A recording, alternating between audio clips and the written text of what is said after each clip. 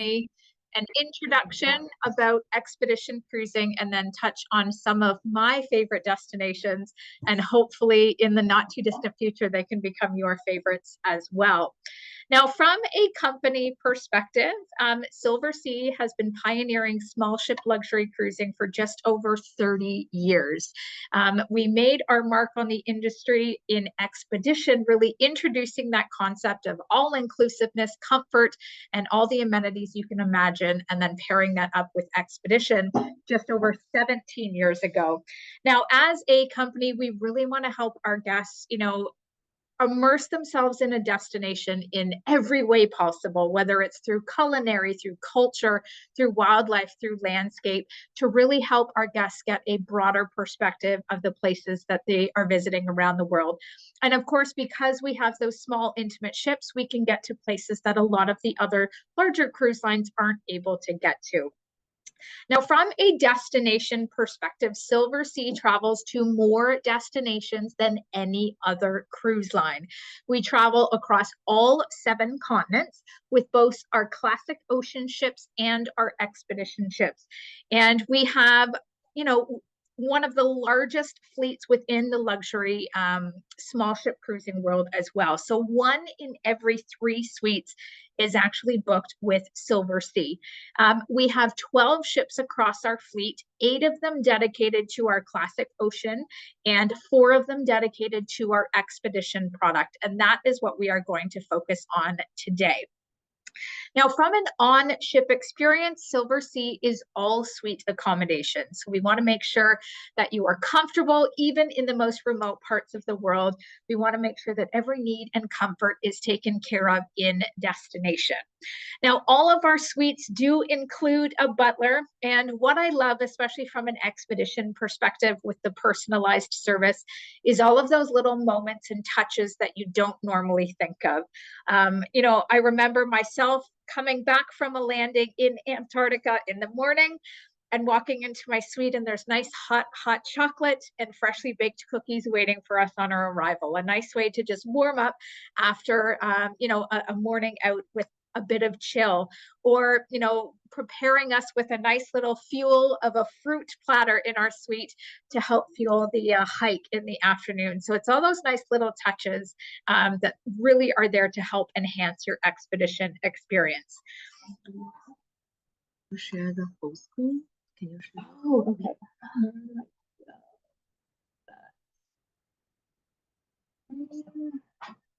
Or you can stop and we share again. Let me try.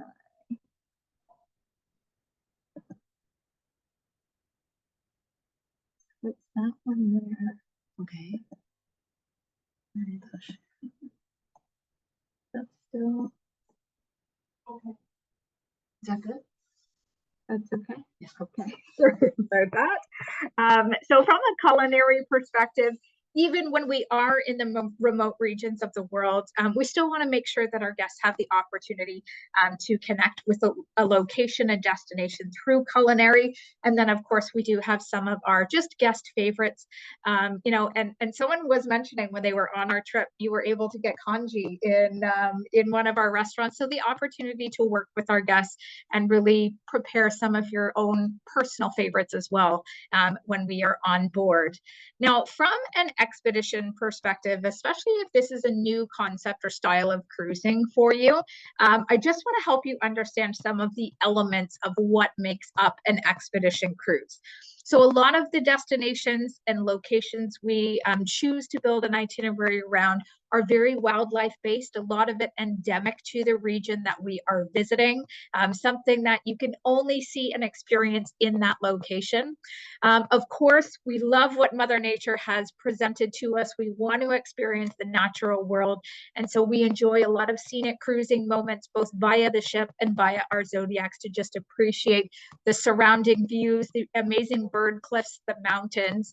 And there's opportunity as well, especially in places like the Arctic, both on the Canadian and the Greenlandic Arctic, where we get to meet and learn and visit the locals, understand their way of life, and really just gain that mutual respect for, the world and all of the different cultures and community within it. Now, expedition tends to take on an educational aspect. We want our guests to be entertained, but also to learn at the same time. So we want to share with you what the migratory pattern of the whales can look like in Antarctica, talk about the different types of species of penguin that we're going to see, and then we get that fantastic moment of going off ship to see and experience it for ourselves. Now, one thing to very much be aware of when you're going into an expedition is going in with an open mind and knowing that the itinerary can be flexible. We work with Mother Nature, with the weather, never against it. So it means that we're going to take advantage of the safest and the best opportunity of that day. So our plans can change as new opportunities and different perspectives arise for us. Now, from kind of a Silversea perspective, again, I mentioned we sort of pioneered that concept of the luxury expedition cruise. And we continue to go back to really innovate our approach to destinations. How could we bring our guests, to further afield, different spots that others are not going to? And one thing we really pride on ourselves on as well is the size of our expedition team and the Zodiac fleet, and they'll go into what that means a little bit further in the presentation. But you can trust that with Silversea you will have that seamless journey, I like to say from door to explore. So we take care of all of those pre-post elements, whether it's your transfers, your luggage handling, charter flights, anything to make sure that getting you from here to the remote regions where our ships are located is seamless and every element is taken care of. Now, from a destination approach, as I mentioned, of the 12 ships that we have, 4 of them are solely dedicated to expedition cruising. So Silver Endeavor, Silver Wind, and Silver Cloud are our polar class rated ships. So you will see them down in Antarctica and up in places like the Arctic. And then Silver Origin is our purpose-built Galapagos ship, and she lives in the Galapagos Islands year-round. Now, when it comes to the off-ship delivery, we have some of the largest expedition team members and Zodiac fleet sizes in the industry. And that is so that we can have all of our guests off the ship doing different activities at the same time, essentially maximizing the amount of time that they're spending in destination and working with our guests to try and cater the experience to their interests and to their own abilities as well. And with our Zodiac fleet, again, the size of it enables us to have all of our guests out seeing and experiencing a destination all at once, especially in a destination like this video. It's in the Kimberley in Northwest Australia. So much of the experience is based around the tidal fluctuations. So you need to have a big enough Zodiac fleet to get all of our guests off the ship to be able to experience these amazing natural phenomena all at the same time. I love this video. Now, in order to get on and off our ship for expedition, we call our groups down in small sizes where we congregate in what we like to call the expedition launch. So on our polar class ships, it would be the muck boot room or the muck room. And then on our Galapagos ship, which you see down at the bottom photo there, that is our base camp. And our guests will get on and off the ship with the help of our expedition team and doing the sailor's grip to get from the platform into the ship and vice versa. Now, when we are getting our guests ashore, we actually go through both dry landings and wet landings. So a dry landing is when we can pull the Zodiac up to land and our guests can get out without ever getting their feet wet. A wet landing, as you can imagine, would be when our guests do have to step down into the water to get ashore and their feet can get wet. But we do provide you with great gear if you want to use it to avoid, getting chill, anything like that. We've got all the right product that we can offer to help you get through your expedition from a clothing standpoint. Now, on expedition, there's a variety of activity levels that we can offer. We love to do scenic cruising with our small, intimate ships to get through some of the most beautiful fjords and channels in the world. We'll take you out and do, nature walks, birding, hikes. We'll go zodiac cruising with the hope of seeing some things like these whale photos you can see here. We go out and meet the local communities. We also have the opportunity to do some sea kayaking. And when we're in places like the Galapagos, we can do both beach and deep water snorkel as well. Now, as I mentioned, there is certain gear that we do prep our guests with when they book an expedition with Silversea. So all of our guests will receive the Silversea backpack, the reusable water bottle. Those are souvenirs to take home with you. And anywhere you participate in kayaking with us, we'll provide all of that gear as well. When we are in the polar regions like Antarctica, Svalbard, Greenland, and the Canadian Arctic, all of our guests will receive the Silversea Expedition parka, a 2-layer system where the gray layer is that thermal insulated layer. The red layer is the wind waterproof layer. So you can wear them together, you can wear them apart, depending on how, warm or cool you get throughout the day's activities. Now, we also do offer our guests the opportunity to do the boots through us as well. And if you look at it this way, it's one less thing you have to pack and, fill your suitcase with. We can take care of that for you. Now, with our flying cruise program, we do also add the addition of waterproof pants because we land our guests in destination. We want to make sure that they are properly geared up and ready to go. In the warm weather destinations, we do provide the snorkel gear wherever we're able to do snorkeling. And specifically in the Galapagos, because it's a year-round destination for us, we do provide the wetsuits for Galapagos. Now, there's a great website called Ship to Shore that is available to you when you have made a booking with Silversea. And this is where you can order all of the proper sizing for our gear. And even if you want to check the packing lists or if you want to rent any additional gear, you can do that through this website. Now, from an inclusion standpoint, Silversea has thought of everything. So you can choose to do your international air with us. That is an option. But just know that we will take care of any of the pre-post elements to get you to and from our ship. So if there is a need for charter flights, special luggage handling, things like that, we take care of all of those elements for you. All ocean view suites, most of them are private verandas. And of course, multiple dining options. We offer 24-hour in-suite dining and the opportunity to enjoy a beverage anywhere on the ship, also in-suite as well if you like. Plus all of gratuities, Wi-Fi, you name it, everything comes included with Silversea on ship, and all of your activities, exploration, excursions come included off ship as well.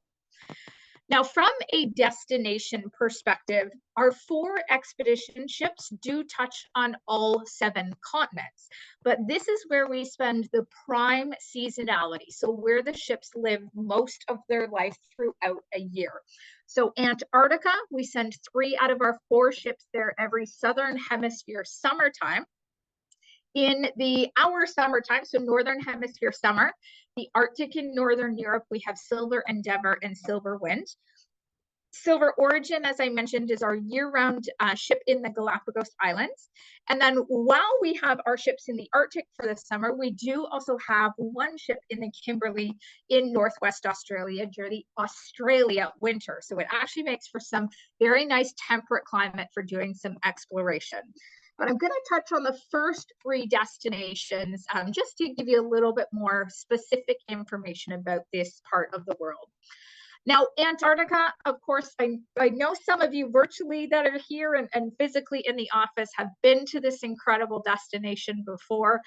But for anybody who hasn't, it really is a bucket list destination. It's one of those places that absolutely can leave you speechless, whether it's just from viewing the adorable wildlife and the penguins, because they are all such quirky little characters in and of themselves, to the outstanding icebergs that you can see, the incredible, wildlife experiences that you can have.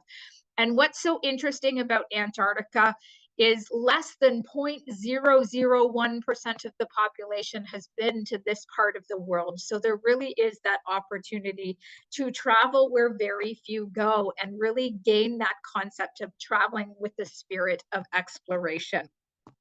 Now, Silversea offers a couple different ways for you to get down to Antarctica. And one of the most popular ways that we have as a company is the Fly the Drake opportunity. So this would be great if you've got limited vacation time. You need to do this trip in less than 2 weeks without sacrificing your time in Antarctica.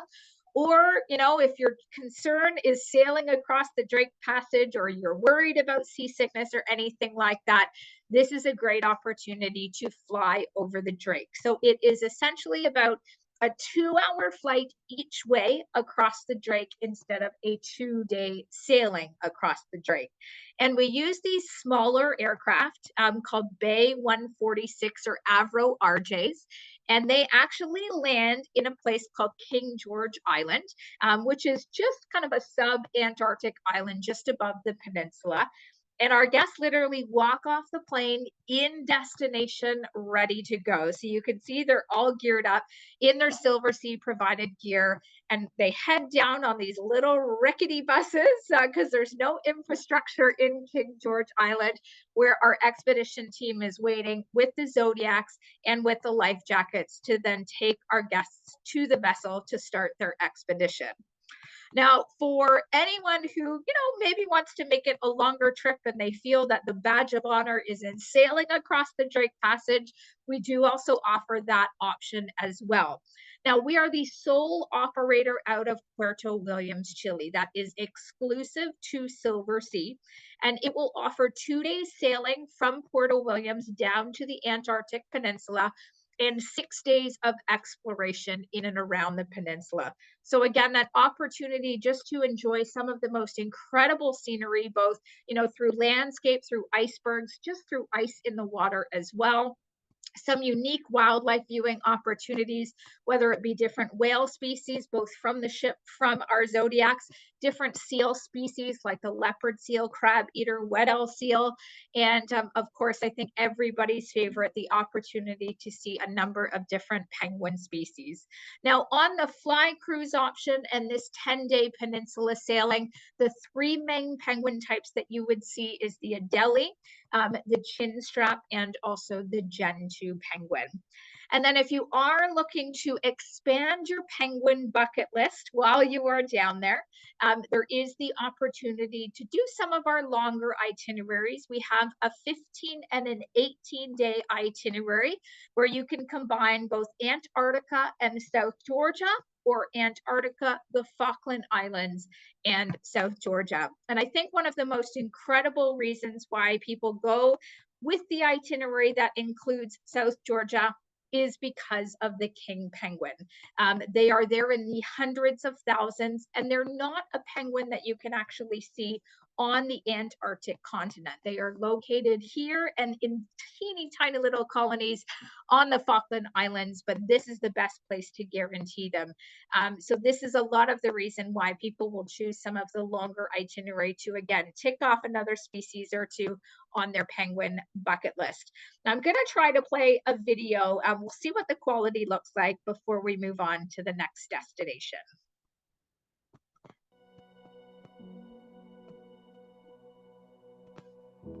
Antarctica is so much more than any of us could ever imagine, even the great Aristotle. Words simply cannot do it justice, and this makes Antarctica a truly unique wonder.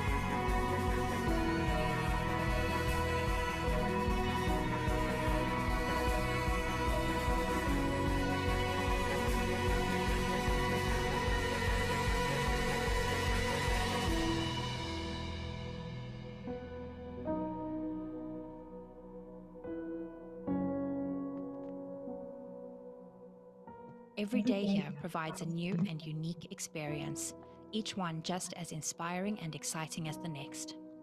We will all leave Antarctica with a renewed sense of life and memories of a truly remarkable place that will surely last a lifetime. I always just want to go back whenever I see those incredible videos. Now we're going to move from the southern polar region up to the northern polar region to visit the Arctic. Now, what's incredible about the Arctic is obviously it is very vast, but there's such great opportunity to make it, you know, you could go back once, twice, 3 times and have completely different experiences with each part of the Arctic that you visit. And I just want to show you a map just to give you an idea of just how vast the Arctic really is. So Silversea visits the Norwegian Arctic with expeditions that include, they start from Tromsø and they do sort of above the Arctic Circle on Norway's mainland. We go up to North Cape and then we can sail over to Svalbard, which is a high Arctic archipelago of Norway, say that 10 times fast, where we have the opportunity to experience some incredible tundra. It is home to a lot of polar bear as well, some fantastic, you know, Arctic foxes, Arctic reindeer, and in Longyearbyen, which is their main city, is known for the northernmost everything. So you could go and have the northernmost beer in the northernmost pub. You can mail a you can mail a postcard from the Ålesund, which is the northernmost post office in the world. And this area also gives you an opportunity to see and experience some of the different countries that are represented here in the Ålesund.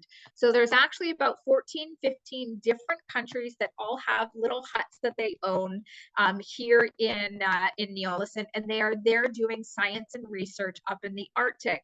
So they could be studying different bird migration patterns, the, you know, polar bear population, and are they, you know, dwindling? How is the sea ice affecting their day-to-day life? And also, this is where one of the great explorers, Roald Amundsen, left on his air balloon or his airship to try and reach the North Pole and was never found again. So there's lots of really unique history in this part of the world. Now, I had mentioned polar bears for Svalbard, and what's recently come into play in 2025 and beyond is new regulations to help protect their population and different parts, of Svalbard. So just to put an expectation, you know, in place, the rule that we will now have during different parts of the season for polar bear viewing is 300 to 500 meter distance away from polar bear. So just to keep that in the back of your mind, if you are planning, you know, an Arctic expedition to this part of the world. It's also interesting too, if you've been down to Antarctica, we can get within 5 meters of penguins. So just imagine the distance from polar bears when you are up in parts of the Arctic like Svalbard. Now, Svalbard, we do also make the attempt to sail above 80 degrees north and really dip the ship into the ice edge. And it can be some of the most incredible footage to be looking over the ship and see as it carves through the ice up in the high north. Now, another favorite part of mine for Arctic exploration is Northeast Greenland. Now, Northeast Greenland, you can only visit it towards the end of the summer season. And that's because about 9 months of the year, this area is completely covered in ice. So we need this part of Greenland to go through the summer melt so that we are then able to explore it towards the end of August into early September. Now, what's incredible about Northeast Greenland, it is the most difficult national park to get to in the world, and obviously best done and explored via an expedition ship. But what is even more, I think, just breathtaking with this part of Greenland is the fjord systems that are available. So if you have ever done, scenic cruising in Milford or Doubtful Sound in New Zealand, or even the Norwegian fjords, these fjords will rival both of those experiences. So Scoresby Sund Fjord, the longest, deepest, and largest fjord system in the world, and it makes for some of the most incredible scenic cruising and hiking opportunities with our guests. So both from a ship perspective in the Zodiacs and going ashore as well. Now, what's interesting about this part of Greenland is there is only one community that is located here, and it's called Itakatormit. Can you imagine spelling that every day?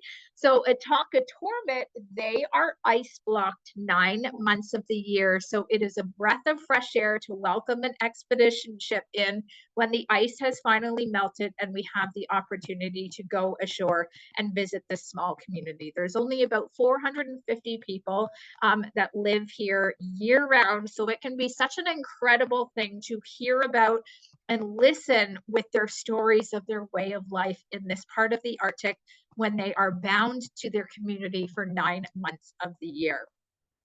And also during this time of year, again, because there is so much ice that normally covers the season, it can be incredible watching the Zodiacs, watching the ships get through the different parts of the ice in Northeast Greenland. Now, I think one of my favorite itineraries, and if you were going to go to the Arctic and only ever see it once, this would be the itinerary that I would recommend. It will give you that fantastic mix of culture, community on both the Greenlandic and Canadian side. It will give you the largest iceberg experience that you have ever seen, even rivals the icebergs in Antarctica.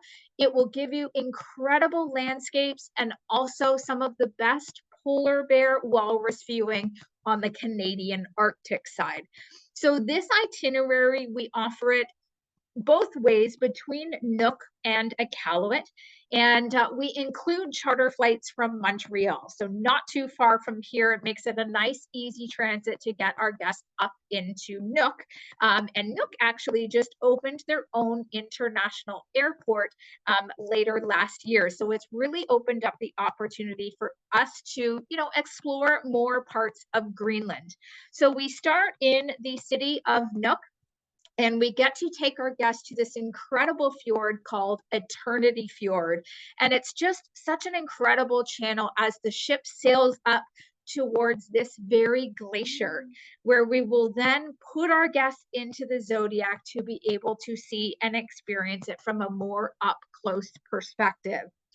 Now, as we continue further up the western Greenland coast, we will get to a place called Ilulissat, which means iceberg.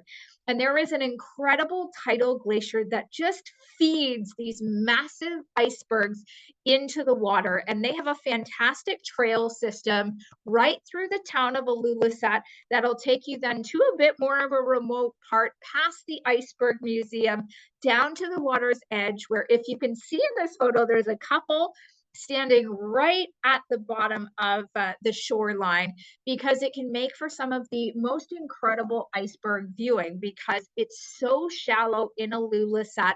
The icebergs come up to the shore and they get stuck on the bottom. So you get some incredible photos. And then we also use local operators in the afternoon to take us out in their local boats to see and experience the icebergs from the water perspective. Now, of course, always maintaining those safe distances because icebergs can shift, they can roll, and we want to make sure we are always within that safe distance from them.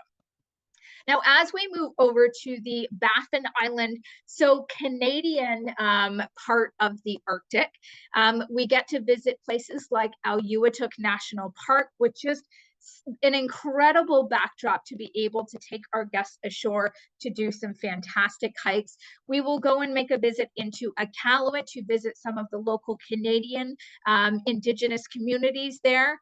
And we purposely build these itineraries with Lady Franklin, Lower Savage, and Monumental Island. These are individual smaller islands located at the southern tip of Baffin Island because they are the most common, the most popular for seeing what we call the mega mammal species. So your polar bear and your walrus.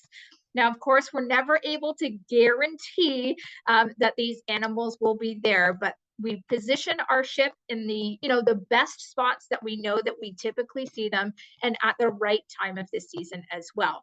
And what's interestingly enough, on the Canadian Arctic side, we don't have those same rules of distance like Svalbard does with polar bear populations. So this seems to be now where a lot of guests are choosing to do their polar bear expeditions, is through parts of the Canadian Arctic, because we are not as limited by the regulations as they are in Arctic Norway.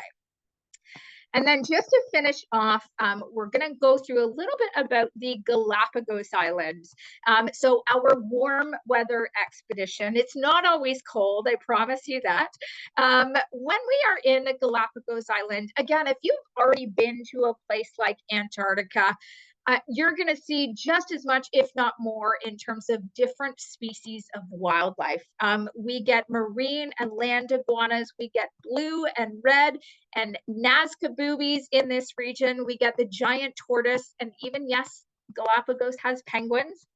We can see the Sally Lightfoot crab, the sea turtles. It is really just an incredibly diverse, and just an amazing destination to travel to, especially if you have that love for wildlife.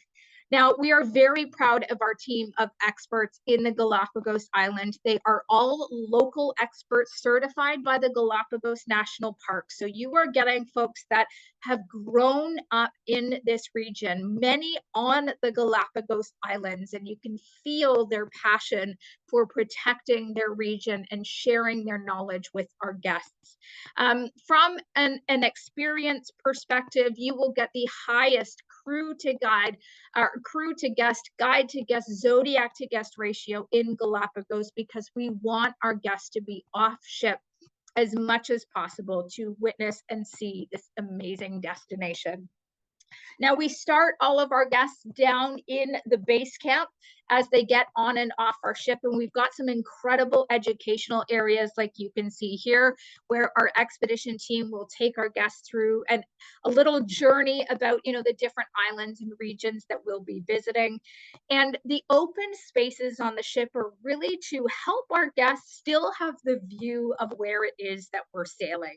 We want to have those cozy corners where our guests can sit and have a cocktail, but they're not losing sight of the incredible destination that they are in. Now, the Galapagos Islands, we offer 2 different 7-day itineraries. If you do want to make it a longer voyage, you can actually do them back to back very easily. And you will only ever repeat 1 day, which will be at the Giant Tortoise Reserve. And believe me, you can never see too many giant tortoises when you're in the Galapagos. My suggestion would be, if you are a bird enthusiast, I would recommend the North Central itinerary, only because there's a couple bird species that we see here that we don't see on the Western itinerary. So we will see the waved albatross. We will also see the red-footed booby on the North Central itinerary, which is not on the Western itinerary. The Western itinerary, we do also have a couple additional deep water and beach snorkel locations here as well. And so just depending on your interest, there's an itinerary for anybody. But what's interesting about both is you're going to see the blue-footed boobies on both. You're going to see the marine iguanas on both, the land iguanas, the frigate birds, the, Sally Lightfoot crabs. So there is no bad, or better itinerary, just different depending on your own interests. And Galapagos is a year-round destination. So, your temperatures might fluctuate between, say, the cool, dry season would happen between September through till about January, February timeframe. Your water temperatures for snorkeling around that time could be in the high teens, low 20s. As you get into that warm, wet season, which falls into about March, April, through to that September timeframe, your temperatures can go up to about mid to high 20s, and so do your water temperatures. So that's how you can kind of pick and choose, what part of the season is most appropriate for you. But we will go and do some incredible hikes like here in Bartolome to get one of the most beautiful views in the Galapagos. And again, because each island is so diverse, you'll see all different types of biodiversity. So here, for example, we'll actually do a lot of lava walking and nature hikes, which is incredible. We will go out and do some zodiac cruising in the mangrove systems.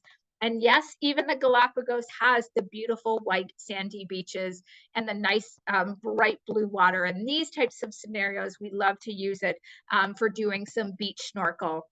And what can be incredible when we're doing snorkeling in Galapagos is oftentimes the sea lions can mistake us for looking like sea lions because we've got our flippers, we've got our wetsuit on. So they like to swim around with us and kind of play with our guests in the water.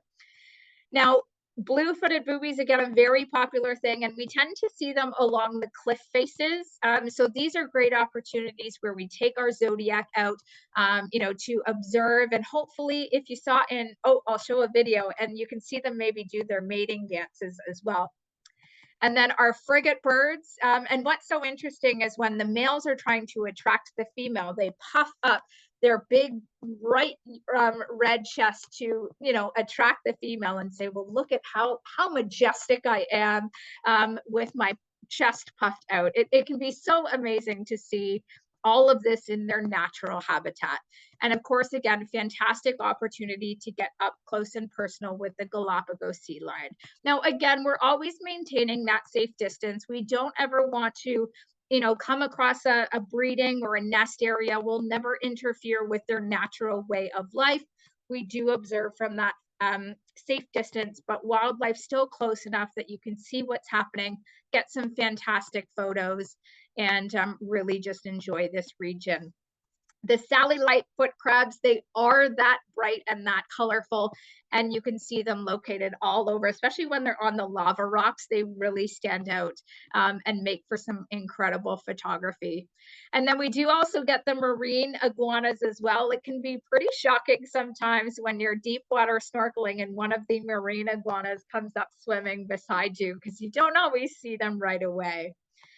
And I think one of my favorite experiences in the Galapagos is when we get the opportunity to go to the giant tortoise reserve and see them in their natural habitat, and then also a chance to go to the breeding center to learn about how they are working so hard to protect this particular species. And I'm just going to finish off with a quick little video about the Galapagos, and then we will take anybody's questions.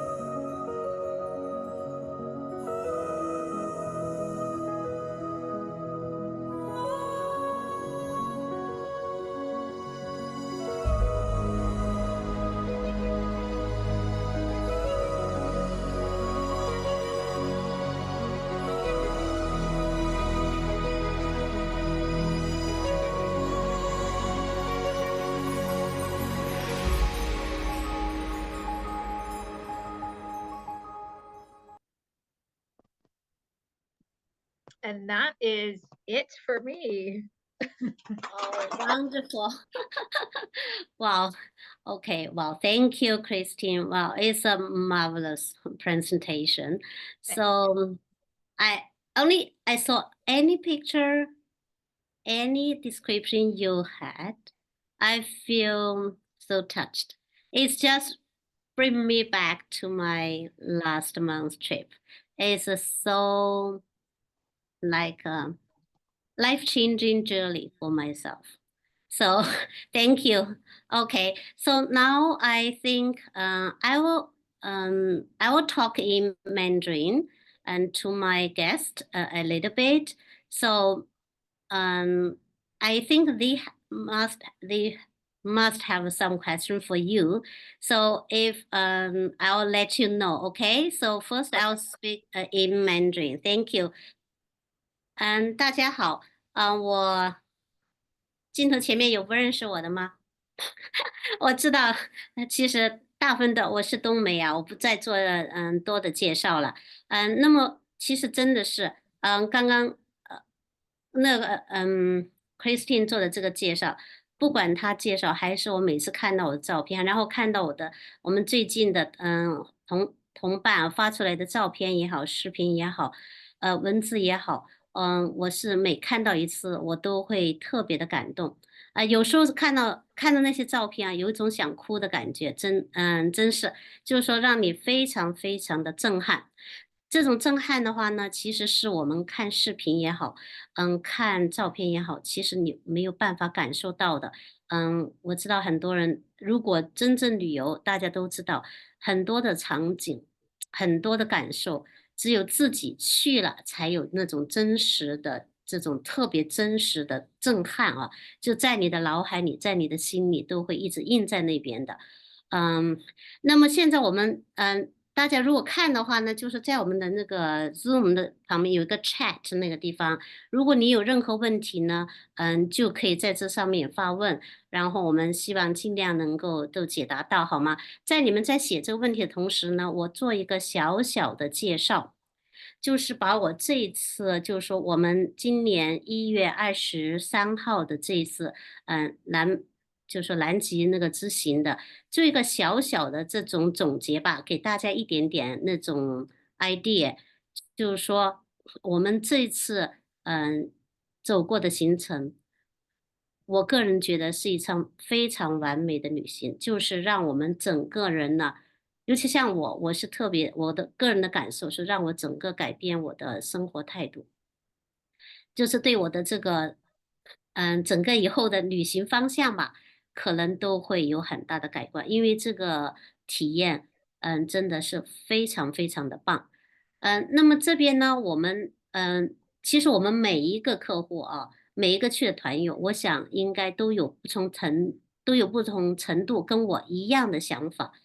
因为从大家可以看到，今天我们来参加我们的 Zoom 这个网上的，我从注册的这边的名字来看啊，我可以看到我们的熟悉的，我们的一半的客户群，就是去过的这次团的，跟我们一起去的，都重新来听了。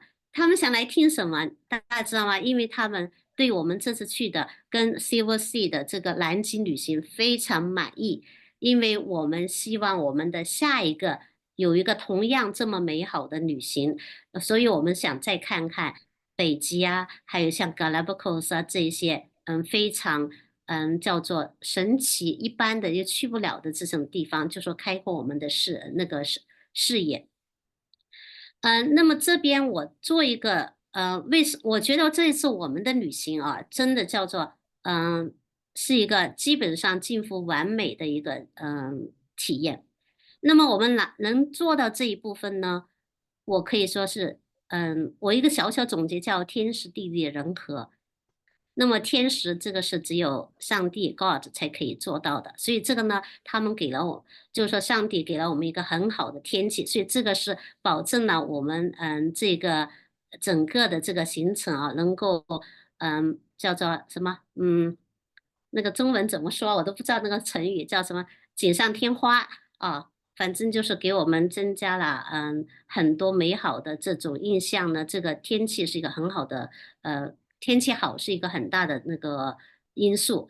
那么其实对我们来说，我们首先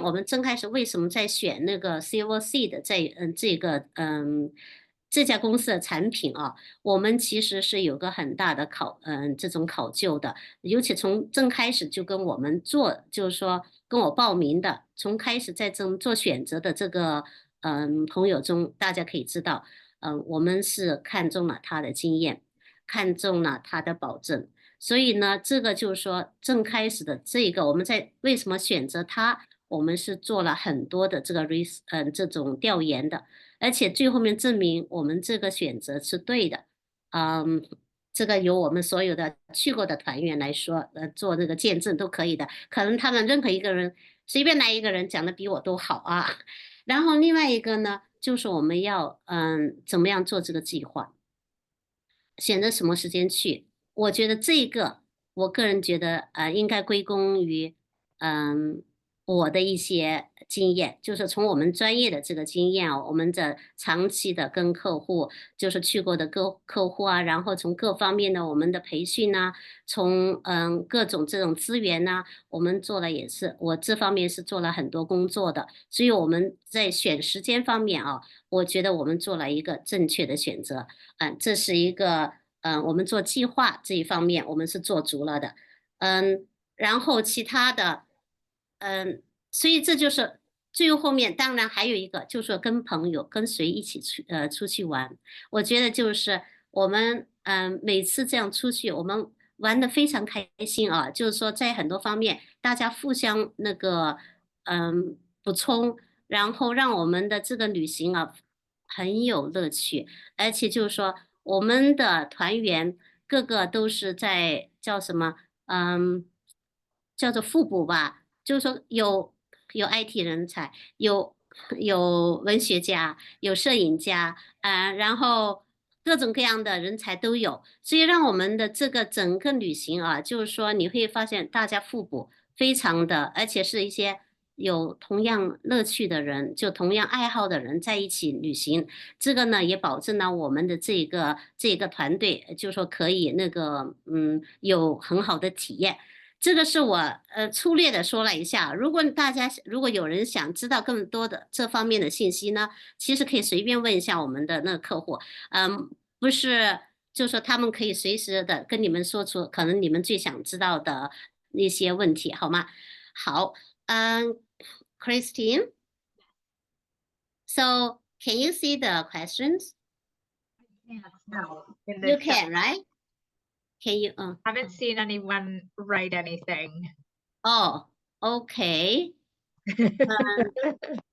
Okay, so let me see. Do you want to Okay. pick some out and just ask me them? Yeah, I see the questions here. So basically, send to me. I see. Okay. So okay, Christine, I give the question to you, okay? So I know the answer, but I think you probably have more details to like share. What is a website we can look for more details? Yeah, I mean, we do have just our regular silversea.com website. You can look at all of the individual itineraries and the day-to-day. Now, I mean, when it comes to day-to-day, you'll find the details maybe lack a little bit for expedition because we do oftentimes change the plan and things like that. But silversea.com is the website that we have with all of our itineraries. If you want to see more photos of the ship, the layout, how to pick your suite, things like that, that's available through silversea.com. Okay, great. So there is the second question is, when is the departure day for Canadian Arctic tour?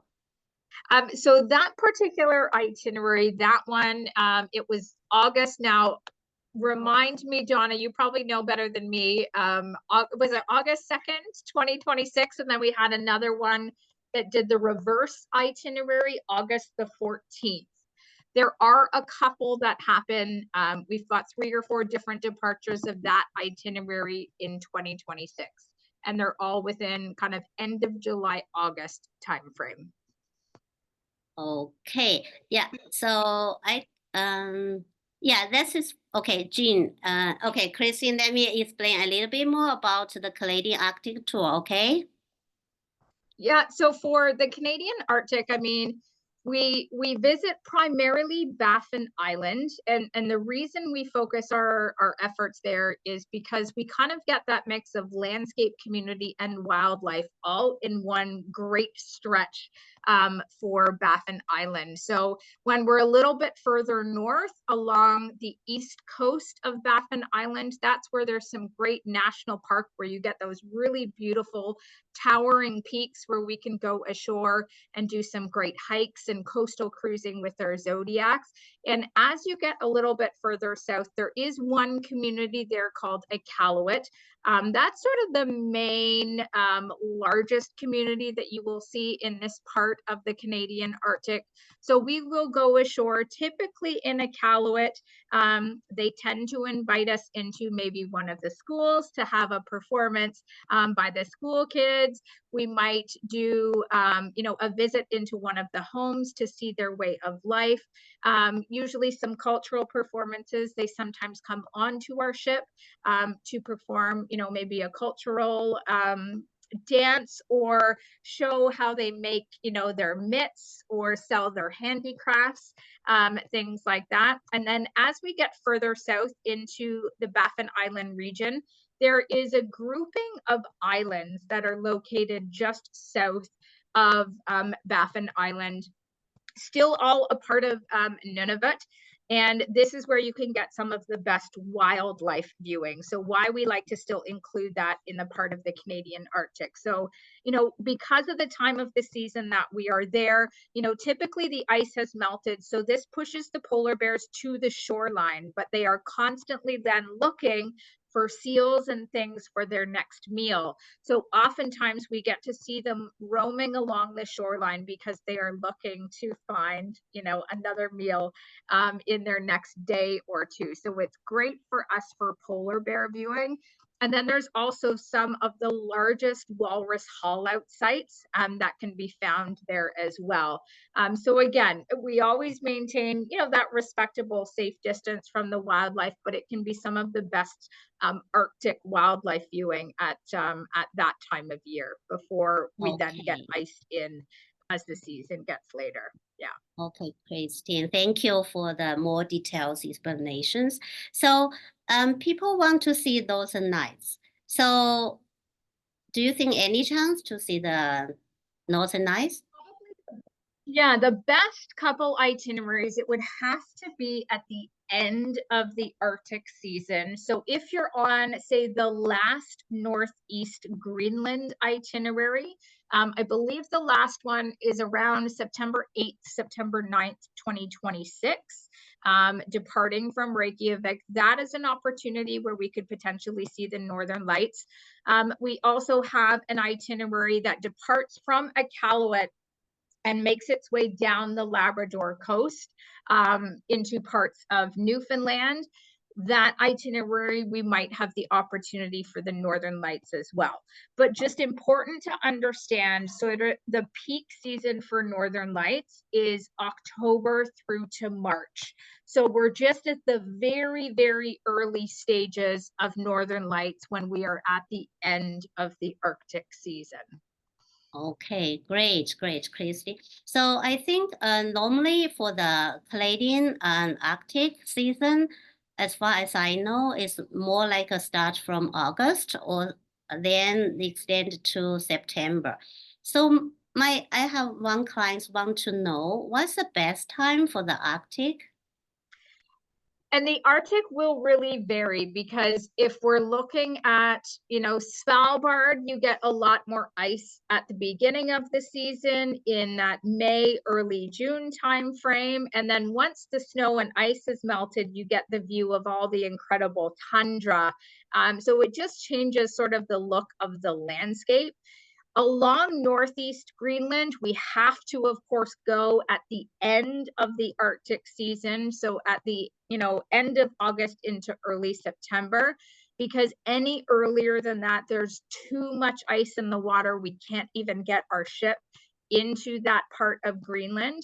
But if you're visiting Canadian Arctic or Western Greenland, we primarily focus on that July, August timeframe. Again, it's usually enough of the ice is melted that we can get into Iqaluit because we have to clear Canadian customs. That's the place that we do it as either a starting or ending point.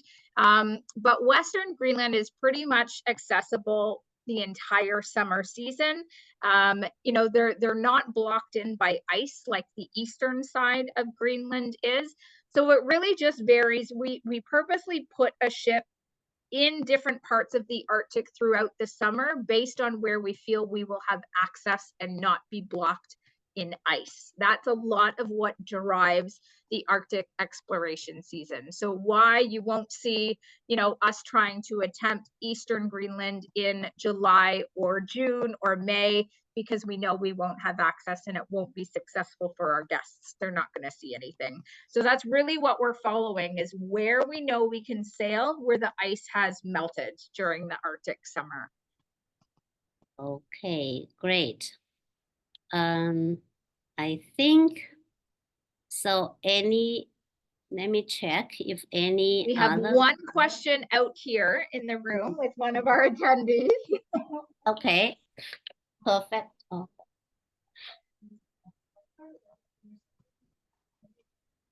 我们有现场的客户在问问题，所以请大家稍微等一下啊。Yeah, so the question was, is there a limit to the number of people in Antarctica that can be on land at one time? And so the answer is yes. Each ship has a permitted time at a landing site. So we are the only ship that would be there during that landing time, and we can have 100 guests on shore at one time. So what we would do in that scenario with a 200 passenger, 250 passenger ship, we would send those first 100 guests ashore to do the landing. Then we will take the rest of our guests out in our Zodiac cruise. We'll do sea kayaking as well to make sure everybody can be off, still enjoying the destination. There's of course a rotational cycle to get everybody off. As the guests are finishing, you know, on the landing site, they can transition into the Zodiacs. The guests that are in the Zodiacs can transition onto land. Now, this would be a perfect day in Antarctica, where weather is on our side and we can do multiple activities at one time. If weather shifts or changes, you know, your activity opportunity and things might change as well. But yes, we will only ever have 100 guests on a landing site at one time. Every guest will have the opportunity to do the landing site. We just rotate them through different activities at different times. Oh. No, you don't need to keep track or count or anything like that. We do, yeah, we do all of that for you. Yeah. Yeah, you're like 1, 2, 3. Oh no, I can't go yet. 好啦，大家看啊，就是说我们现场也很热烈的讨论啊。Okay, Kristin. She was just, sorry, 1 second. She was just asking another question. So yes, Galapagos Islands has the same restriction. 100 guests ashore at a permit site at one time. So with the Silver Origin, we have a maximum of 100 guests. And that's actually the rule the National Park puts in. You cannot have a ship more than 100 guests. So in Galapagos, if you're on a smaller vessel where there's 16 to 20 people, they might be on a catamaran excursion. You could have 4 or 5 of those catamarans accessing the one site at one time. With us, because our vessel is 100 guests, we would be the one vessel visiting that permit site at one time as well. Yeah, good question. Very good question. Sorry, Donna, go ahead. Okay, great, Kristin. Okay, there are 2 more. Okay, first, another one. We really want their interest to the Galapagos. So, how about the departure port and the visa information and the flight? I think can you give me a little bit more? I think I can give a little bit more. I know the flight will start from Quito, right?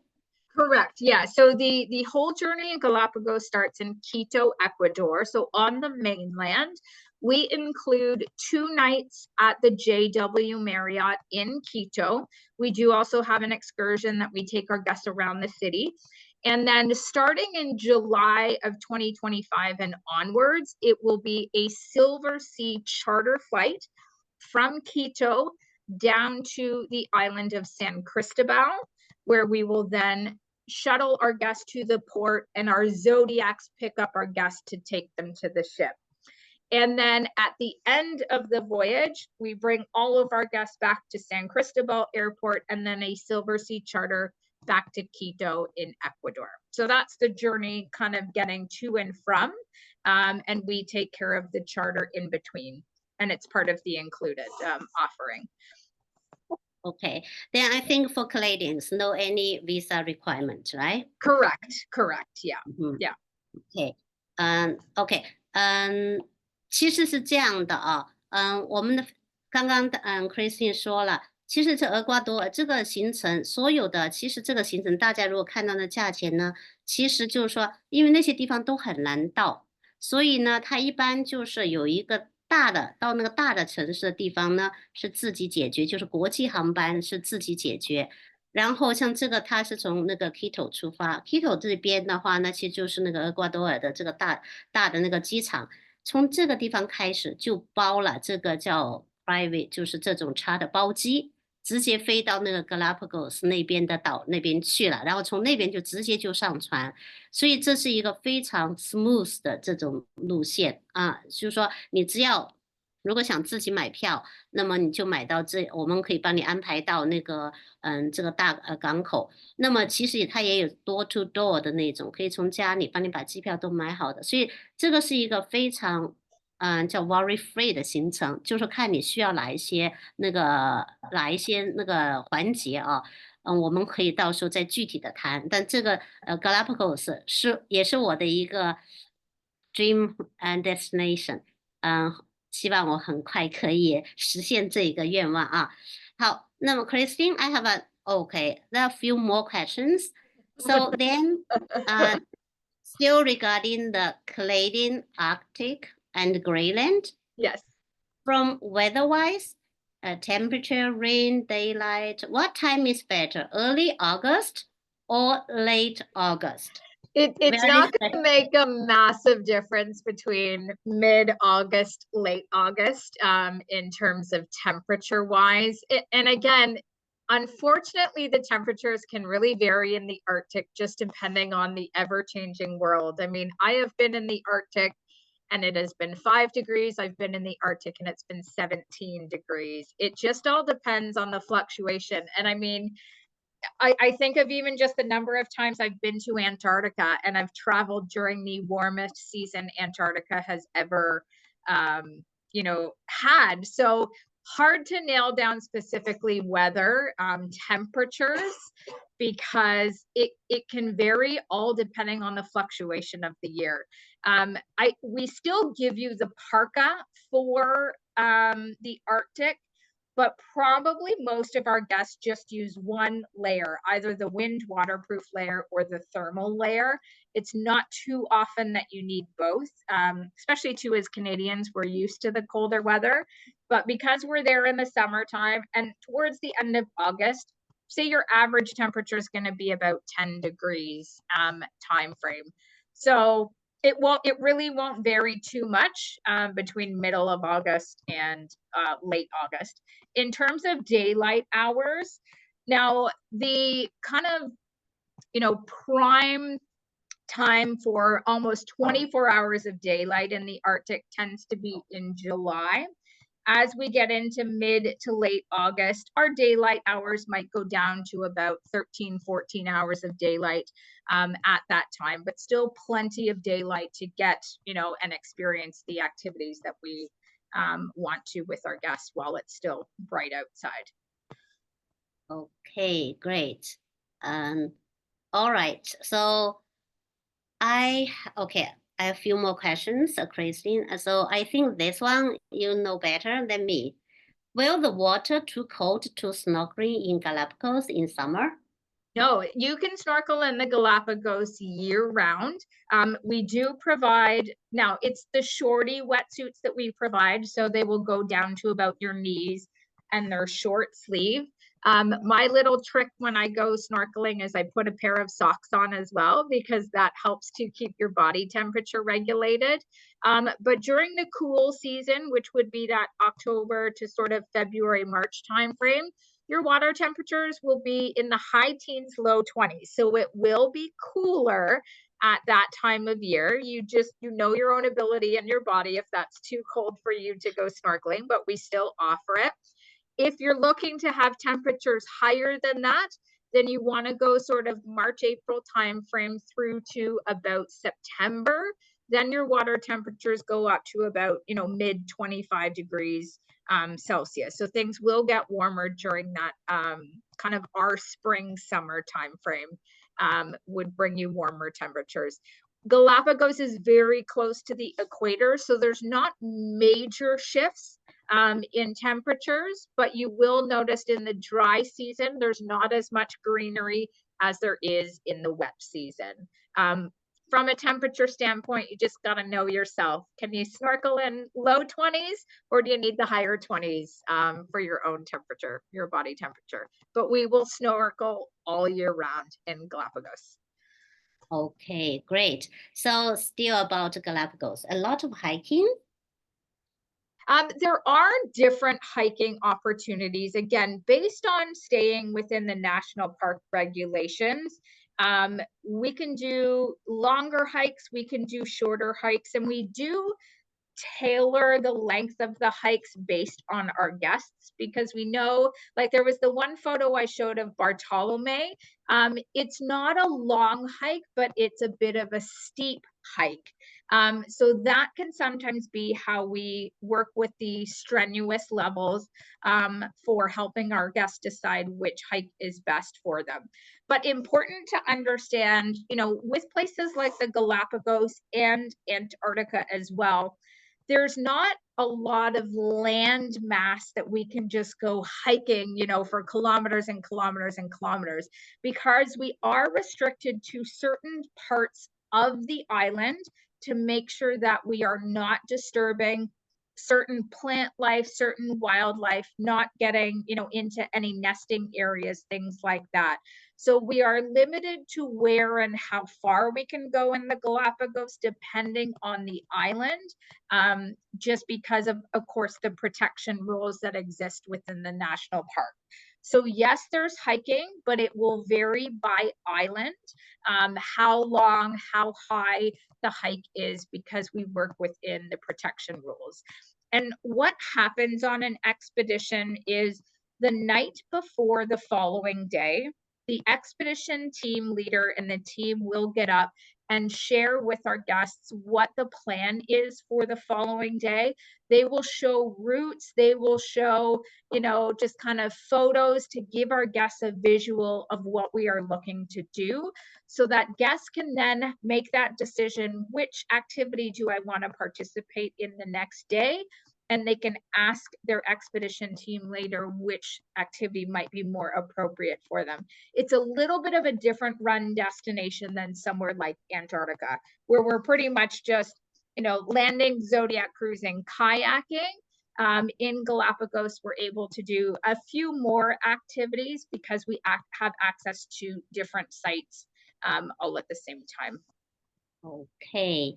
Okay, Kristin, I think I have another one. I think it is a universal questions. So I'll ask you first, then I will give a little bit like a talk in Mandarin.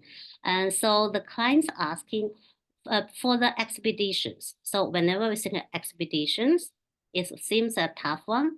Is that fit for people or seniors over 80 years old, like for seniors? So interestingly enough, from an age perspective, we only have a minimum age.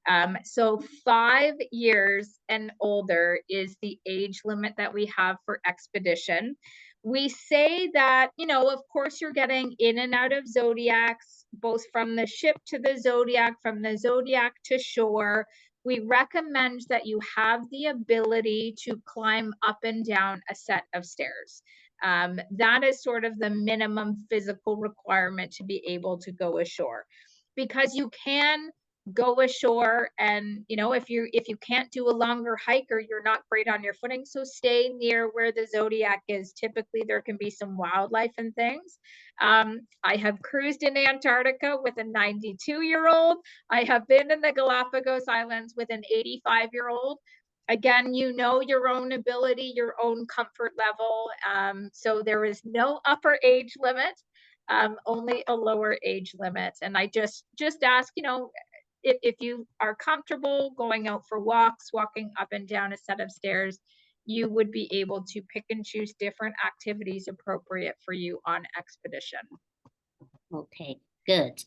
好的，我说一点点我的这次的我们看到的这种状况啊，就是说我因为去这些都是叫做什么世界的边缘的地方啊，所以呢你会看到很多人因为去的人少。所以呢，都是在这个心理上面啊，都是有一些就是有时候有点障碍啊，就有点那种畏惧，说哎呀，这个是不是真的有很多 challenge 啊？那么我们像这次我去看到的，我给我的感觉就是这样的，只要你可以走路，还可以走路就可以。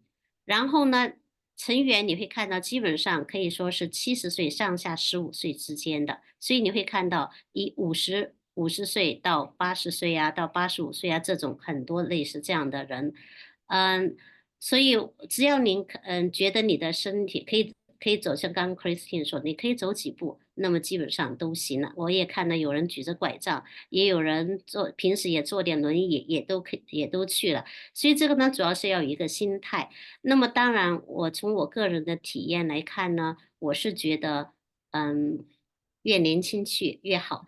只要有这样的，就是说有这个想法想去南极呀也好，就是这些北极啊，这些都是。让你，我觉得就是开始我说的，就是让你整个改变你的生活态度，改变你的生活习惯，让你就是说，让你的以后的一个 lifetime 的这种一定要去的这样的一个行程啊，在你能够年轻的时候，在你的身体就是说那个身体状况更好的时候去啊，我觉得应该是体验会更好，这是我一点说法。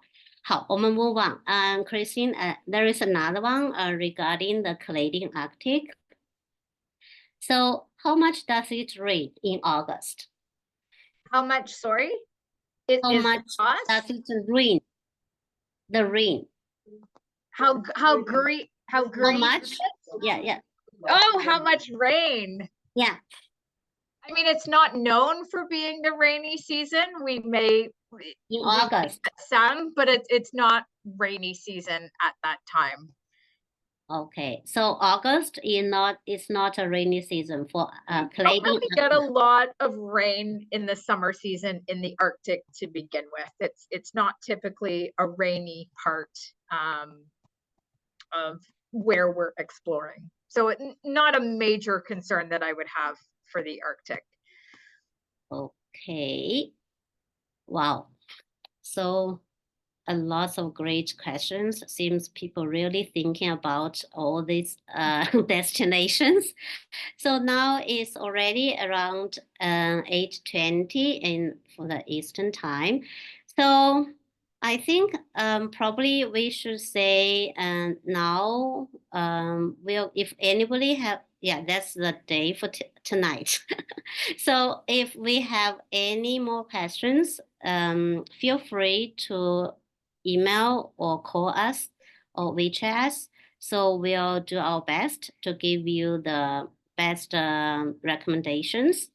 We're always here. If anything, we are here. And Silversea, like Kristin, and she's very helpful. And she has been to all those destinations for so many times. She has the first experience. So I say thank you everybody for your time and for your showing up tonight. And thank you, Kristin. I really appreciate. So I think then we'll say goodbye to everybody. So we'll keep, I think we'll do the recording for tonight's Zoom meeting. So everybody, if want to get the record, we'll send to you tomorrow or when it's ready. Okay, thank you, everybody. Bye now. Thank you. Bye, Good thank night. you.